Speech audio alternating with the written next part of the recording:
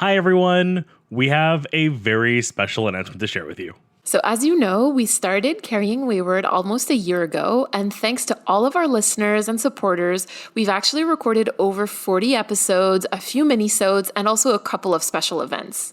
We know some of you have been asking for more content, like longer episodes, more interaction, more events, and yes, bingo cards. Don't worry, we haven't forgotten. They are in the pipeline.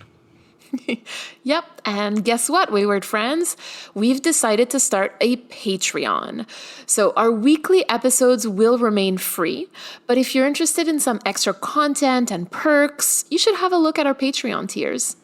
Yep, our tiers start at just $3 a month. Choose the one that fits you best. We're offering perks like exclusive access to a Discord server where you can chat with Mary and I daily, post-show content, free access to monthly live events, and some producer-level shoutouts right in the podcast. The support of our patrons will actually allow us to pay for our existing expenses, like the rights for our intro music, our Google Drive, but also things like upgrading some of our recording equipment and also investing in making some merch because we have lots of fun merch ideas. Oh, we do. So go check it out, patreon.com/carryingwayward. The link is available on all of our social media channels. Don't hesitate to reach out to Mary or I if you have any questions. All right, Drew, we've got work to do. Yes, we do. Welcome to Carrying Wayward, a supernatural podcast for fans who aren't ready to let go and newcomers to the series who are ready to jump in. I'm Marie Vigourou. And I'm Drew Schulman. In this episode, we're diving into Supernatural Season 2, Episode 18, Hollywood Babylon. Let's get this show on the road.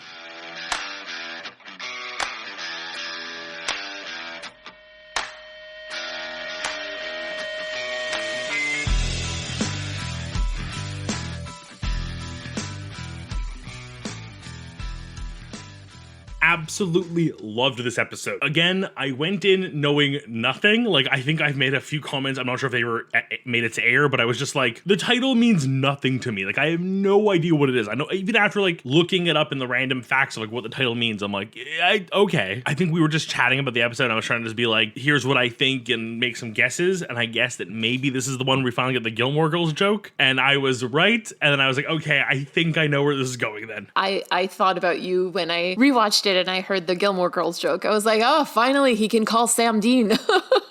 Yay, I get confused again. Yes, exactly.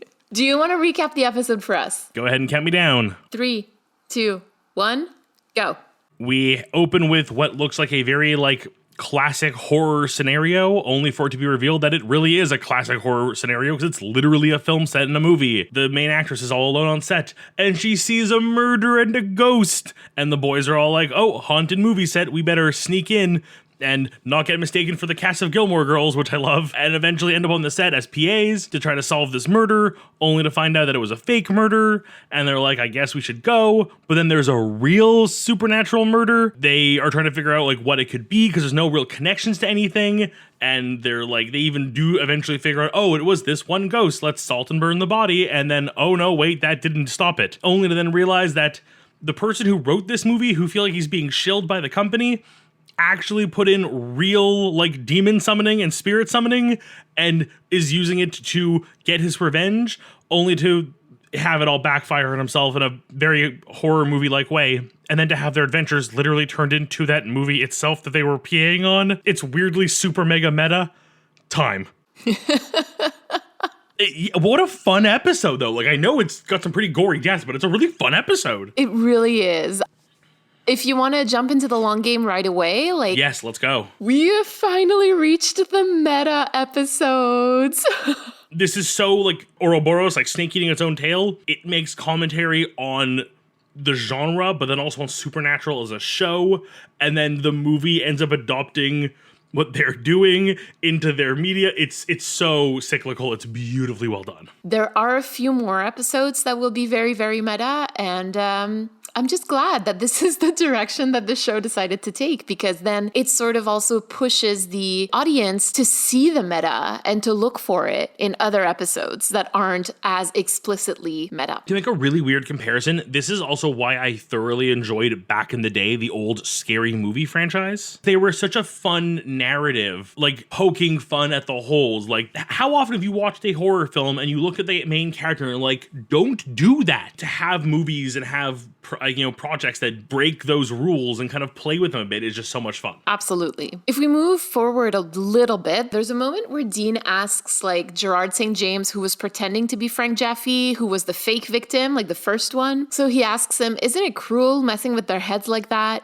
And Gerard replies, hey, I just play the part, I don't write the script. I have so many thoughts about this line that I'm really having trouble putting into words, but this is going to be so important. I want to say particularly for seasons 4 to 7, but even as the show goes on, and we will certainly be talking about that in many critical times to come. I figured that's where this was going, but it makes sense. I love that you know. We also have our first mention of Enochian, which will become very important once angels appear on the show. So I don't know what Enochian means. Like, I saw it in your notes, and I know they bring it up in the episode, but like, I don't actually know of it. It's not super important for now. From what I understand, it's a language, and we will be able to dive into it a little bit more later. That's it for the long game for this week. So let's hop into story time. So is there anything that you'd like to tackle in story time? We'll hit a lot of these beats along the way, but Dean is just so happy. Oh my God, I know. Like, I kind of love that we like get this narrative of him. Like, we never actually see it happen, but he goes from being a PA to being like on the set to being like working with things. Like, he builds a career in the course of like 2 days on the set. And like every time Sam sees him, it's watching Sam just be like, what's happening? What is this? It's just so many things he loves. Like, he really falls in love with like this job. He loves being on the movie set. He clearly has a thing for the lead actress. And then like one of his truest loves comes to fruition, the craft service table. I know. Oh my God. For me, this episode truly revolves around like Dean and what could have been. And we'll talk about that a little bit. But let's start a little bit. Let's take a couple of steps back, because this is no, don't be sorry at all. This is I don't know. To me, this is what the episode was about. So excellent, if anything, right? It starts even before he's on the set, right? Like, he gets so excited just on the studio tour, like on that little like golf cart train type of thing. As we know, Dean really loves TV shows and movies. He's quoting them all the time. So this is probably genuinely exciting for him, like to get to look at how they're made. And like you said, we're going to see that too a little bit later when he really embraces being a PA. As we discussed a few episodes ago, this is a job where he can eat as much as he wants from the craft table. And we know that that's also meaningful to him. And, we're laughing, but this is like genuinely meaningful. This is truly a good job for him, right? I think you said it before, this like the what if Dean didn't fall into the world he's in now. I could see him just being like jack of all trades on a movie set, like fixing this one day and then like doing the lighting the next day and then like bringing drinks to everyone the day after that. Like, just like never having one consistent role, but just being the everyman on a set like this is just very him. It's so interesting because in the fandom and in like fan fiction that's found everywhere, like there's a lot of AUs or alternate universe fiction where Dean is either a firefighter or a mechanic. Like, those are his two main like occupations whenever he's not a hunter, right? To me, watching this episode, it's like this man was meant to be on a movie set, right? Like, anyway, and we'll see more about that a little bit. Did you notice that he also immediately recognized Gerard St. James and said that he, oh, you played Desert Soldier number 4 in Metal Storm: The Destruction of Jared Sin. Who recognizes unnamed soldier number 4 in a movie unless you like really know them for whatever reason? Had you heard about that movie before? Is that a real movie? It's a real movie. I assumed it was like a fictional film they made up. I didn't even think to look it up. It's a real movie. It's a very real movie. Okay, hold on. Okay. Okay, we're getting ahead of ourselves again. We're too excited, just like him. It's a real movie. It's also apparently a really bad movie. Even at the time that it came out, I think it was 1983, it was described as like very slow, very bad. But Dean knows about it. He knows the unnamed soldier number 4. You can tell that he knows his stuff. He would have been great in the TV and film industry, you know? I mean, he lived a life where he was never really in one place for too long. They were constantly traveling and fighting evil and getting into trouble, both with his father and I'm sure after. The only comfort he really had was whatever really shitty movie was on the hotel TV that night. And I imagine a film like this probably hits that rotation quite frequently, if I had to say so myself. For sure, and it fits with the timeline as well, 1983. And we know that Dean also really loves horror movies, so it works out. Now, before they leave Gerard, Dean asks him how it was to work with Richard Mole. Richard Mole was in a ton of lesser known movies and TV shows in the 80s and 90s, but like if you Google him, you will know him. You know his face. You have for sure seen him in stuff. Yeah, so I will admit I did Google him before this because I figured I should be aware of it. And I was like, oh yeah, I recognize him. And I went through his IMDb and I was like, oh yeah, you were definitely in that. I remember that. We have all seen him in movies and TV, like for sure. But it's just the name isn't a household name necessarily. But his face, we know his face. So I just want to sort of note that in 1983, he would have been like a big buff guy with dark hair and blue eyes. Kind of dreamy, got it. Dean, so like he asks him about this and then he tries to deflect by saying that Richard Mole was in Metal Storm, which is true, he really was. But Dean could have asked how it was to work with Kelly Preston, who was also in Metal Storm. And for those who may not know, Kelly Preston was also a prolific actor who was married to John Travolta. But no, he asked about Richard Mole. And the look that Sam gives him is the same look that he usually gives him whenever Dean has a bi-panic moment. I noticed that moment too felt very like, it felt like a scene that like shouldn't have made it to the final edit, but for some reason someone really fought to keep it in, as if the writer of the episode really had a point to get across in this moment and left it in. It's almost as if. I feel like we're hinting at something. This scene made it, and frankly, like the look that Sam gives him is the same look that Sam gives him when like he's deflecting. Sometimes it's just really easy to overlook this scene because like you said, it's not important to the story and yet it made it in. So it should be considered important. So yeah, we'll read it. We'll read into it. I think the most important things in a show like this, or most television movies for that matter as well, are the scenes where you kind of ask yourself, like, why is that scene there? And there's usually a reason, and you need to then dig a little deeper to figure out why it's there. And I think this is a great example of that. This is when he starts getting into his role as a PA. You know, like he can tell when Tara is doing better as an actor. He knows what sense memory is, which is an acting technique. You know, he's got leadership. He works as part of a team. He knows the name of everyone on set, and he's almost forgotten that he's on a case. It really is. Like, it's like every time Sam comes back to it, one, Dean keeps interrupting him with chatter over the walkies, and like Sam has to remind him, like, the case, the one we're working on, the thing we're doing now, not this job you've made up, like, we have a job. But it's also so heartbreaking to see that, like to see what he could, like we were saying, like what he could have been if he'd been given a chance at happiness, you know? Mm-hmm. I think for me, what really hits home is like when he says that he feels like he's part of a team, like he feels like he belongs. And this is just like so important to feel like your life has meaning, like feeling like you belong, like you're home, like you're where you're supposed to be. You forget that deep down he has wants and needs that are not just, I gotta protect Sam and I gotta shoot the bad things. I'm also like 99.9% sure that Dean was the one who did the voiceover for the trailer of Hellhazzers 2, which tells us that he could have also gotten acting jobs, which really cements my idea that Dean belongs on a film set. Sorry, I'm playing the trailer over my head again and I'm thinking, oh shit, you might be right. That is 100%, like, I am sure that that's Jensen Ackles' voice. And this is why, you know, like, I love those AUs with firefighter Dean or like, you know, mechanic Dean. But frankly, like he could be an actor, he could be a producer, he could do whatever, like he could really do whatever he wants on a film set because he's so knowledgeable. It feels weird talking about this. I feel like it should be part of Critical Time, but it's critical within the episode. And it's just like, it's the interaction between the actors and the production team discussing like what does or doesn't work in their movie they're making. I air quote movie because it's weirdly film within a film. But like, you know, when they question the salt, like I almost wanted Sam to like pipe up and go like, oh, actually, here's the reason for the salt. Like I kind of wanted Sam to have a moment to shine there too. Okay, so you're bringing up Sam because this is clearly a Dean episode, right? Like it's an episode that doesn't have much consequence in the rest of the series, but like it's an episode where we get to see Dean be Dean. But like what's going on with Sam? Because like I you know, he just came off of a really, really traumatic experience. Maybe it's because of that he's not very present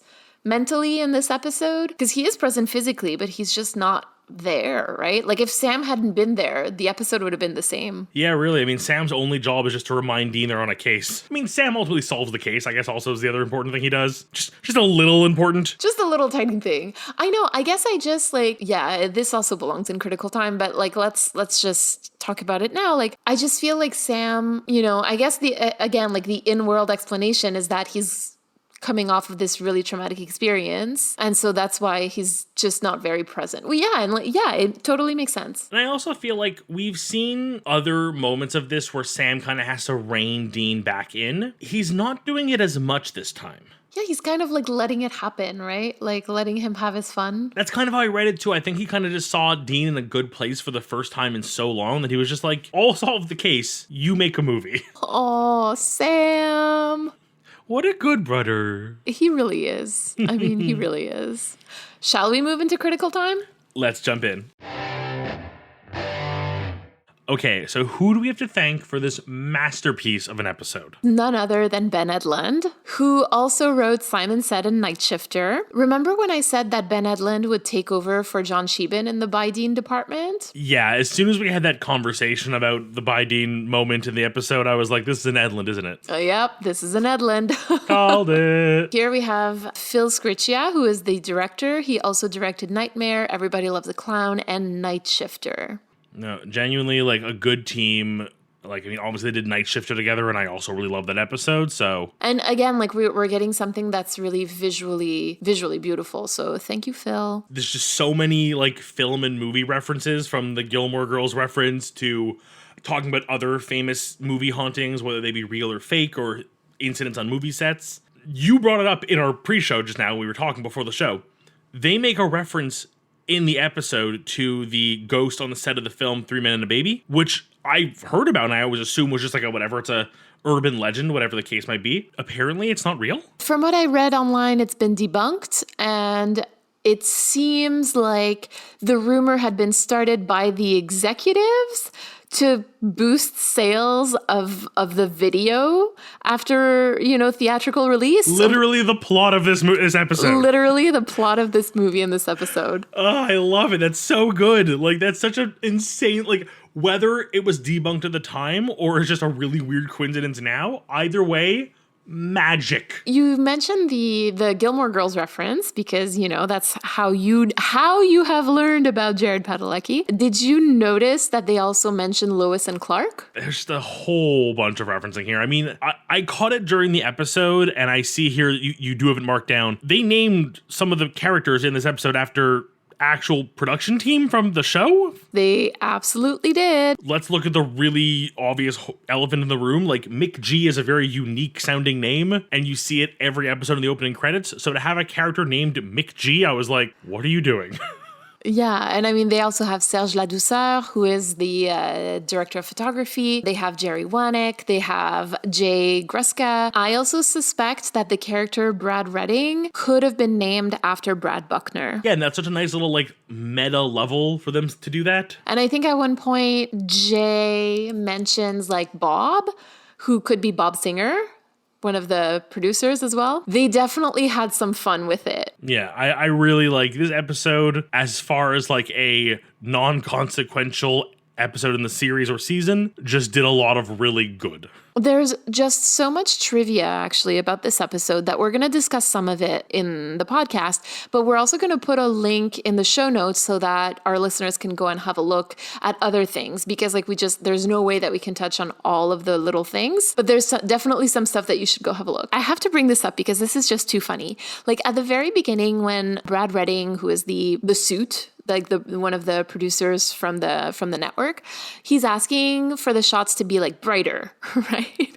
And And like, this definitely felt like sort of a self jab, especially like after everything that's been said about the gray filter on Supernatural, you know, like, and McG even says like, it's a horror movie. Okay, again, because this is a meta episode, I really want to look at the meta of everything. To me, it sort of felt like the show was acknowledging that the vibe that it was going for at first, like horror, isn't actually what they're writing and producing anymore. The show has evolved beyond being a Monster of the Week show that is dark and gritty to a show about two brothers and their lives and their story that happens to take place during a Monster of the Week setting. And I think that that acknowledgement is necessary because like there's sometimes a lot of discussion about people saying, well, this is a horror show. And I'm like, I really don't think so. Like, this is not a horror show. In season 1, maybe, yeah. But for most of the 14 other seasons, no, certainly not. Yeah, it has horror elements. It draws inspiration from horror mythology, but it itself is a drama. There you go. There's another thing that's going on there because I think there's also a self-awareness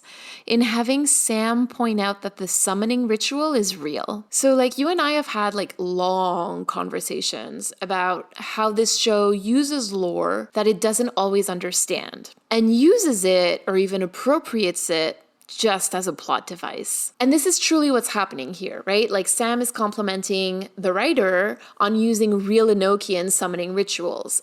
And Martin literally calls it, quote unquote, Latin crap and garbage. This seems like they're now trying, like the intent was to make fun of how the movie industry does this, and then missing the point that it's something that they themselves as a production has done. As a writer of Hellhazzers, anyway, like he did not care about the lore that he was presenting. And like he didn't understand what it meant to the people who truly understand that lore. Obviously, like I'm getting flashbacks of like Wendigo, Bugs, and Crossroads Blues, where lore is also appropriated from a different culture and literally just used as a plot device with, again, little understanding of it or what it means to the people who know about this. I understand the joke or the comedy or the criticism they were trying to make in that scene, given their poor handling of that exact same topic in the past. It's very distasteful. That's so interesting because to me, like I really saw it as a call out to the past. That's truly how I saw it. But you feel like it goes too far? So if we look from the meta narrative, it's them saying like people do this and it's not good and we're the shitty execs and we've done this within the episode. But in a show written by a team and executive produced by a team who has already done this, I could see it as an apology, assuming they never do it again in the next 14 seasons or 13 seasons. And I'm going to take a wild swing and say they're probably going to do it again. So literally 2 episodes from now, they are going to be talking about a creature that is from a different culture than theirs, certainly. And we can talk about that once we get there. But this is also the moment where the show moves very much from like general lore into like Christian religious lore. I do find that it's more quote unquote appropriate, right? Like to write about what is yours. If we see this as them acknowledging their past, I'm going to hold them to it that they carry that forward. Apology isn't worth much from someone who's just going to wrong you again. That's accurate. But I understand what you're saying. And I mean, again, we can have this conversation like 2 episodes from now again when we meet this creature that I am alluding to. I'm already excited. Like you're telling me that we have 2 episodes from now. We have another creature from a background that I get to go like research and look up. I'm excited. Is there anything that you specifically want to bring up in Critical Time? It's the smallest nitpick in comparison to everything else we've talked about, but just that's not how fast forward and rewind on a DVD work. It literally has the tracking and like tape scratching effect on the video as it's being rewound and fast forwarded. DVDs don't do that. There's no tape on a DVD. You know that I have a 7-year-old son, right? So sometimes there are things that he doesn't understand, like rewind, for example, the term rewind, because like when you no longer rewind, you go back. Why is it called rewind? You had this spool of ribbon wound around 2 spools that played, and if you wanted to go back, you had to wind it the other way, thus rewind it. What would happen when you did this is you were then having the video playback literally go the wrong way, and because it was going faster than intended, you would get this garbling on the screen, which is So the thing is, it's a visual language. When you see something being rewound, you see like video being played in reverse, your brain expects to see a certain thing. But if you go right now and grab a DVD and pop in your DVD player, put it to any point of the movie and hit rewind, it's not going to look the way your brain thinks it should. I certainly think, Drew, that it really depends on when you were born. Oh my god, I now need to can I make a call to our listeners? Find me examples of modern television, so let's say TV and movie from let's say 2010 as a barometer. So things that were produced and released post 2010, where a character is seen either rewinding or fast forwarding footage. Like, I know that's an incredibly weird and specific thing to ask, but like, I need examples. Because, like, I feel like I have never seen a character on a show rewind or fast forward where it didn't have that, like, and I assume listeners who are old enough to know what I'm referring to know that, like, visual distortion that happens when you fast forward rewind. Like, I can't think, like, I think the other example that goes almost the other way is, like, anytime any, like, criminal investigation show does the, like, zoom in enhance. That doesn't work in real life, but we all accept that it does in movies. But your original point stands. Like, that is not how it works on a DVD player. Like, the original, I want to be very clear. Like, I'm not debating your original point. No. I think you're absolutely right by saying that they were putting this on in order to, like, cue visually the viewers at the time, which would have been 2007, that this is what was happening, that they were indeed, like, rewinding something. This week, we have a voicemail from Leonardo, and he wants to make sure that we all know that English isn't his first language. Hi, hello to everyone listening to Carrying Wayward. Before starting, I would like to put a trigger warning on my message because I will be discussing transphobia, internalized transphobia, and trans headcanon themselves. So I'm a trans man, so I'm talking for experience, and I'd like to talk about a headcanon about transgender FTM Dean Winchester. So during the watch party on the 3rd of August, I sent a message about headcanon of transgender Dean Winchester, and I want to discuss that. Before, I have to give some context about gender dysphoria. At the end, the description of gender dysphoria is quite simple. You don't feel well in your own body, but it's much more stronger than most people can imagine. It's essentially, it's like you are constantly covered in mud. You want to clean up, but you can't. You physically can't. And people constantly remind you that you are covered in mud. And you can't tell them you can wash yourself. Plus, for FTM transgender, there's always that judgment about you want to transition only because you want to get rid of misogyny, which doesn't make sense because you get from the women category to get into another category which way less members, which doesn't make so much sense. With that, I want to pinpoint the main symptoms, quote-unquote symptoms, that Dean Winchester presented as a trans man. The first of all is his continuous wanting to show his masculinity, his extreme masculinity, and his hate for everything that's vaguely feminine, like Sam's long hair that he took like a joke, but or he's showing emotions, or really everything, skirts, nails, makeup. I myself am a feminine transgender man, so I like long nails, I like skirts, I like makeup, but I can't put it on because I feel extremely dysphoric when I do so, because I like it, but I feel bad because I don't feel like a man. Oh, well, I feel like a man, but like I don't deserve to feel like a man.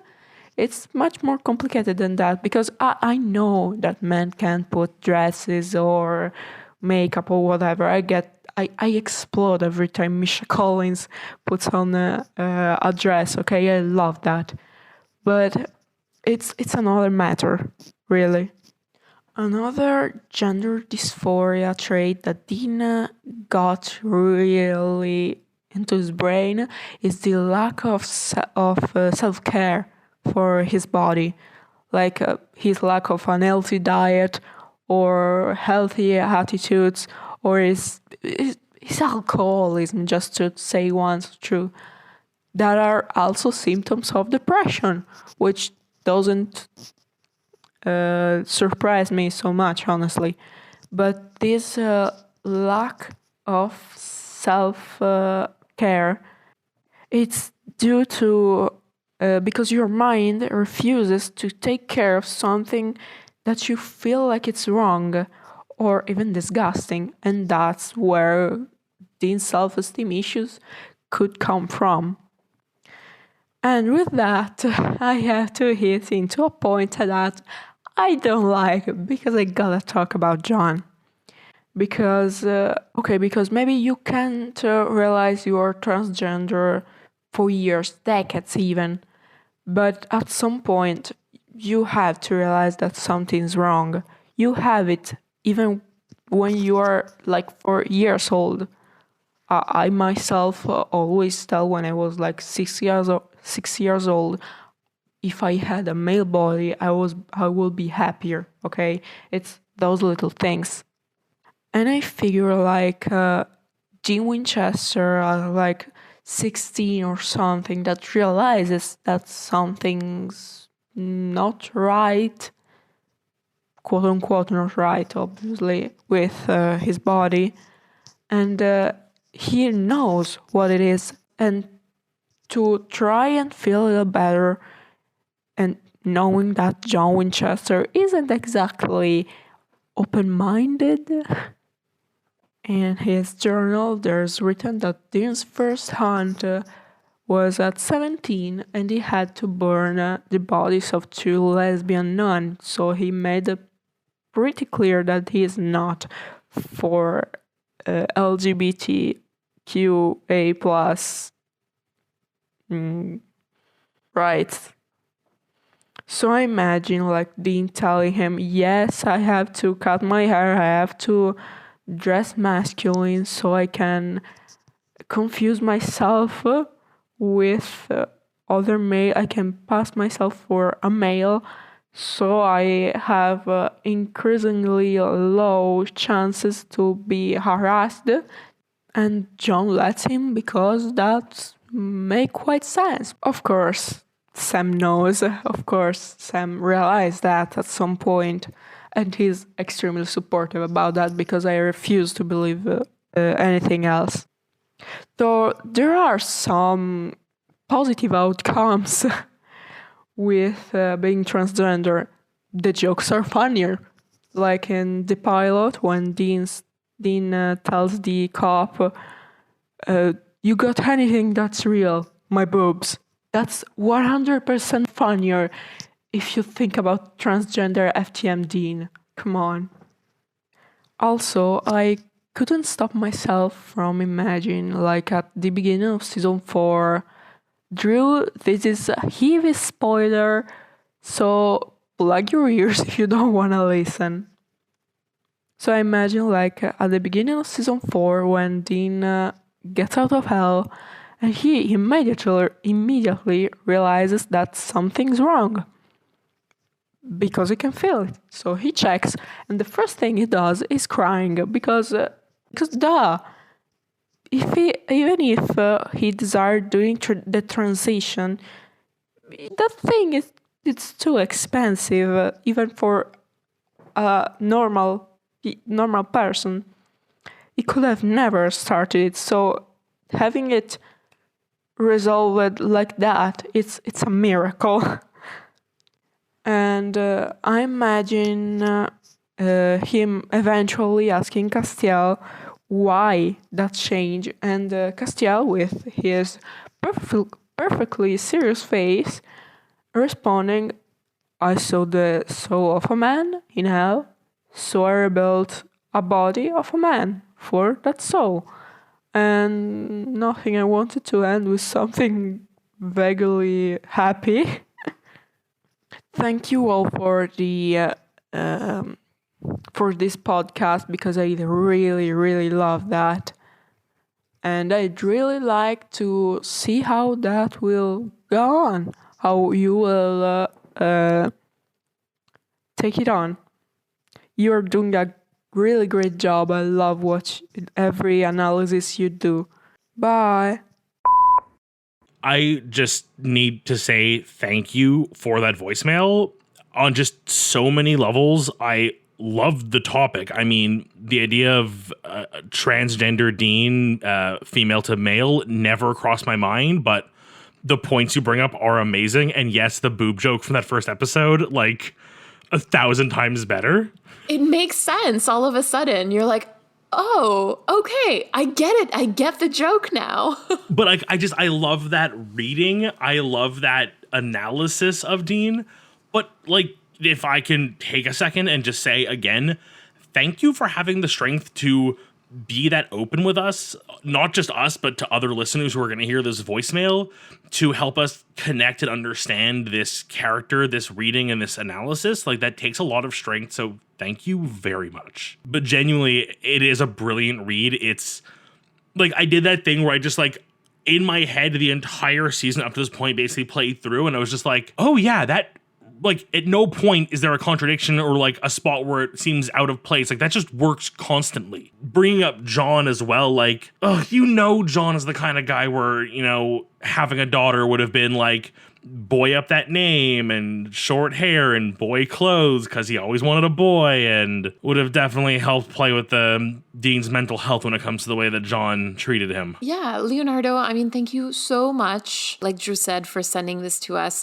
I really love the readings of Dean where people are able to like use their own lived experience and apply it to him. And I think because we've had so many voicemails so far of people who identified with Dean for different reasons. And to me, what that shows is that he truly is like a universal character in the sense that like, so many people relate to him. So many fans relate to him. Like, it is just so easy to say like, oh, I get him. I really do. And I think that this shows that like, it really doesn't matter.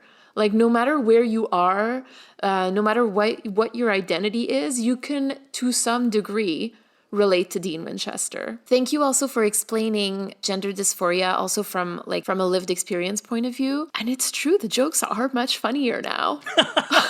It's so true, though. And I did my best to cover my ears during the spoiler for season 4. Unfortunately, I let go too soon and I did hear it. Regardless of knowing what I now know, and I'll be honest, I kind of had a vague idea that was coming, so you didn't spoil it for me. Do not feel bad. I have a pretty heavy understanding of what's to come. I will be thinking of this voicemail when I get to that episode. We will probably end up bringing it up as well. Thank you so much for your message, Leonardo. I really hope that it resonated with our listeners. Thank you so much. Shall we head to the crossroads? We shall.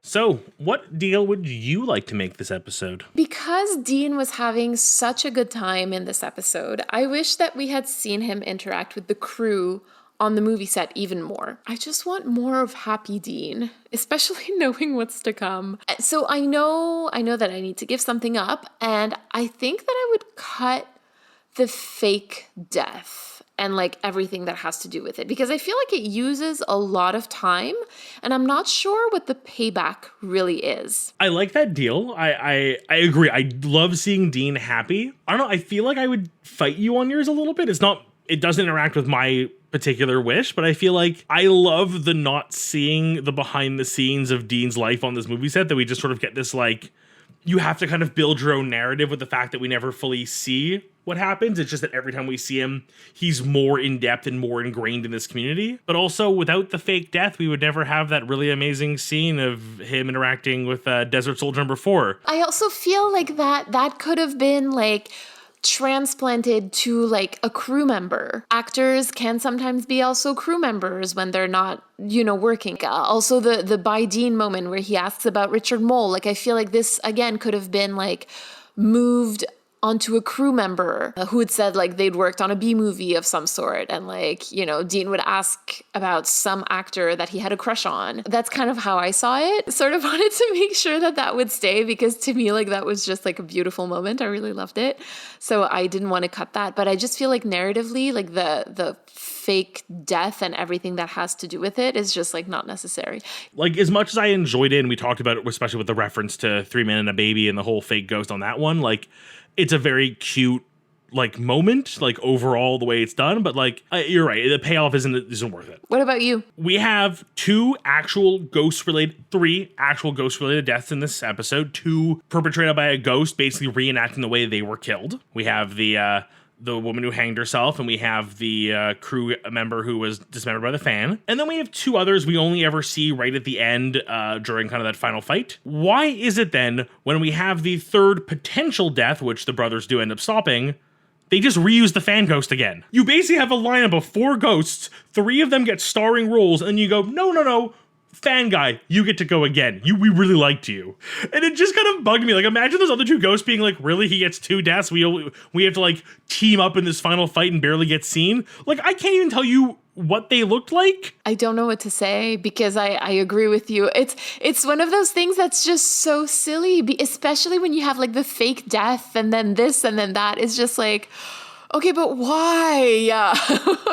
Like, and even as I'm writing this note, I'm thinking like, oh, well, maybe they don't want to show the other ghosts because it's going to cost money and makeup, like, behind the scenes. But, like, no, the other ghosts show up. And I'm pretty sure you could have found a way to, like, one of them, like, burnt to death, so they're going to throw into a burning, like, a house and try to light it or something. Like, there's so many ways you could have done that scene that would have been cheaper budget-wise, especially if you already have the other ghosts, like, in makeup ready to go. So crossroads, right? Like, what are you gaining? What are you getting? What are you giving up?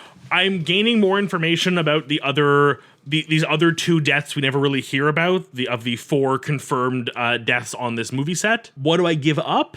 I think we give up the whole salting and burning the bones of the first ghost. Like, I almost expected when they went to the cemetery and dug her up, they were going to find, like, oh, her body's missing because she was a famous actress and someone desecrated the grave and her body's been, disposed of or something, or, like, it was cremated and the ashes are with the family. Like, oh, so if her body's already gone, then how are we going to deal with her? And then the realization that it's, a summoning ritual and they're being brought back unnaturally. Like, we didn't need to have that second fake out. I feel like that whole, like, again, every time they salt and burn a body, with one exception so far, it's been a fake out, which is, like, starting to bother me a little bit. That also has to do with like the expectations, the narrative expectations of the actual show, right? So like the first time that it happened, they salted and burned the body and that was good. But then the second time they couldn't just salt and burn the body, because then like all of the ghost stories would just be salt and burns.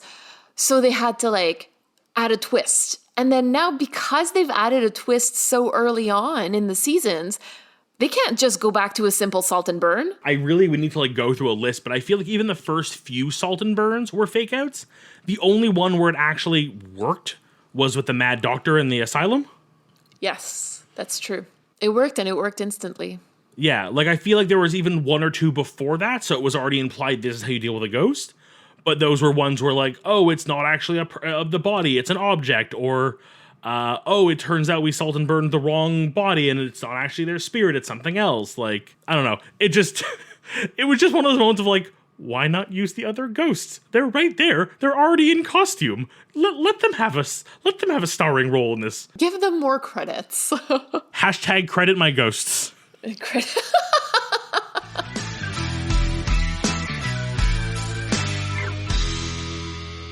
You've been listening to Carrying Wayward, a supernatural podcast produced by Rochelle Castellano, hosted by Marie Figueroa, and myself, Drew Schulman. This week, we'd like to thank Leonardo for his voicemail. Help us keep the conversation going. You can send us your own voice recording at carryingwayward@gmail.com and follow us on Twitter, Instagram, TikTok, and YouTube using @carryingwayward. Make sure to leave us a rating and review on Apple Podcasts. We'd love to grow our community. And don't forget to join our Patreon for perks and extra content. You can use the link in all of our social media bios or go directly to patreon.com/carryingwayward. Until next week. Carry on, our wayward friends. Mwah, mwah. I bit my tongue in the middle of that sentence. Ow. Oh